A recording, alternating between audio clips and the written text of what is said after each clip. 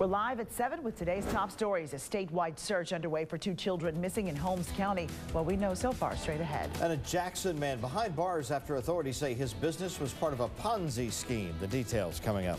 A quiet start to your morning across central Mississippi. As far as what to expect as far as the rest of the day is concerned, temperatures are going to be topping out in the 80s across the area. But a mixture of sun and clouds will get us there. And overall, not a bad one across the area. But it will be warm. Again, toasty. Middle and upper 80s. Feeling closer to 90 degrees this afternoon. How long will this last? We'll take a look at that in your full forecast as the Fox 40 Morning News starts right now. Fox 40 Morning News. Fox 40 News starts now. Breaking overnight, the Mississippi Bureau of Investigation has issued an alert for 2 missing and possibly endangered children in Holmes County. I'm Wilson Striblin. And I'm Joy Redmond. Fox 40's Marie Ettinger has more information on the 2 kids. She's joining us live from the Department of Public Safety. Marie, good morning.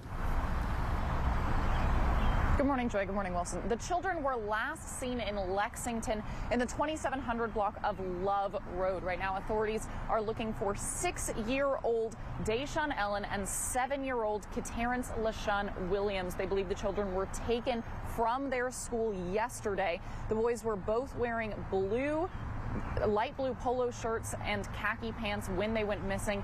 MBI believes they could be accompanied by 27-year-old Kiana Thurmond and 31-year-old Antonio Washington.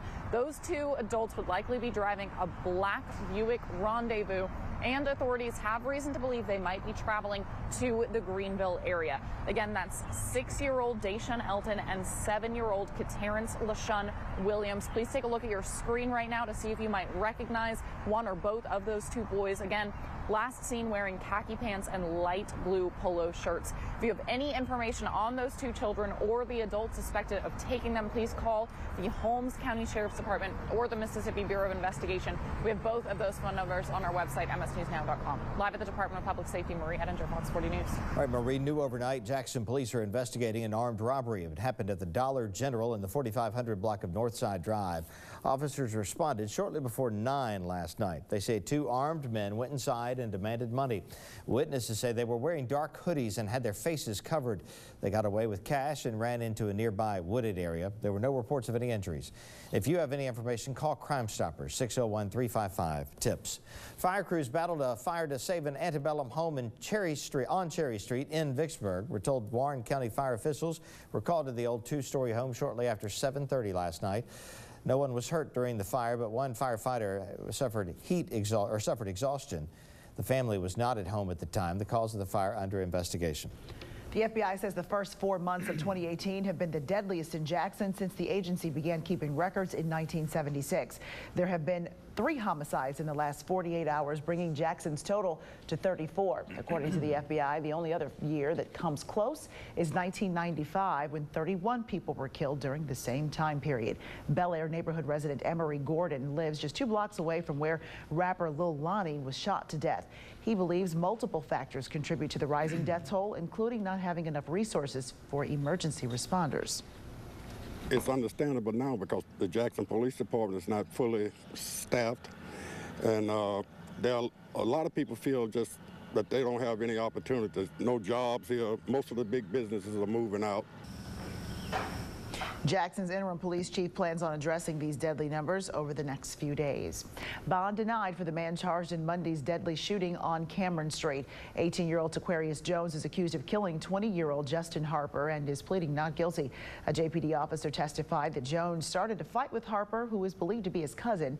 After the fight ended, Jones shot Harper 20 times with an assault rifle. You can check out our interactive map showing where these homicides took place in Jackson on our website, msnewsnow.com.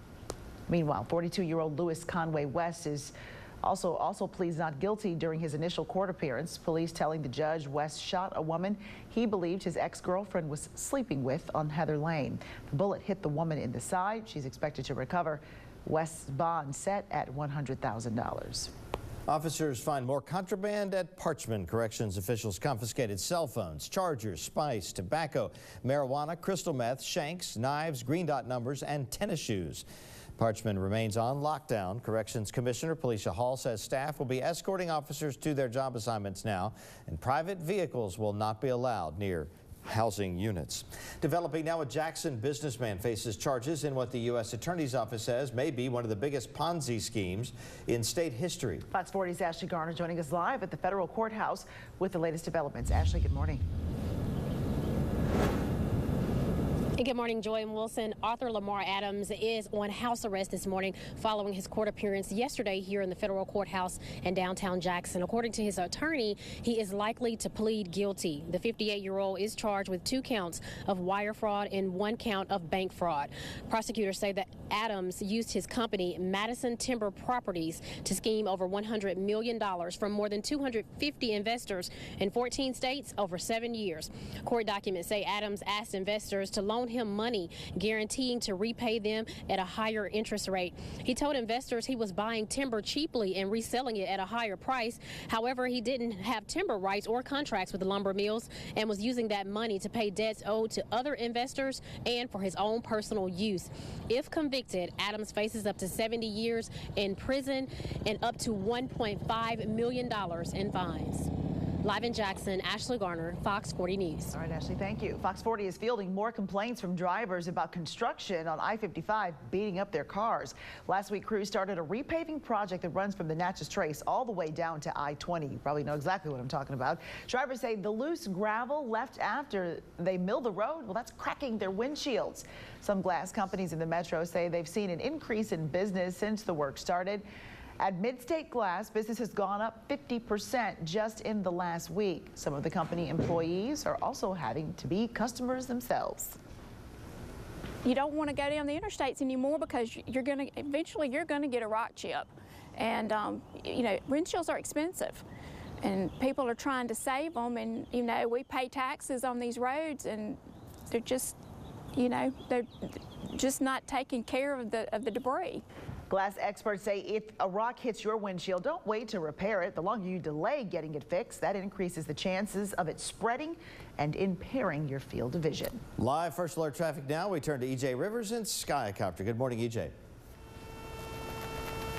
Good morning, Wilson. We are looking southbound on 55. We're actually in Byram this morning. As you can tell, they've opened up the southbound sides of the highway. This construction project is still going on until fall, so just be aware of that, although it seems to be a little bit more space on the southbound side. If you see anything, let us know at Skycopter MS on Twitter. We hear there might be an incident up at Pear Orchard in Ridgeland, Pear Orchard and Old County Line Road, so we're going to go check that out. You can always check m.traffic.com for more construction news. That's your latest look at First Alert Traffic. I'm EJ Rivers. Right, EJ, 7:08 now. Here's a look at some of the stories we're tracking later this hour. Coming up at 7:15, President Trump could soon get a subpoena as the Russia investigation continues. What that could mean coming up. And later, are you starting to feel pain at the gas pump? We'll tell you what lawmakers are trying to do about it when the news continues on this Wednesday morning.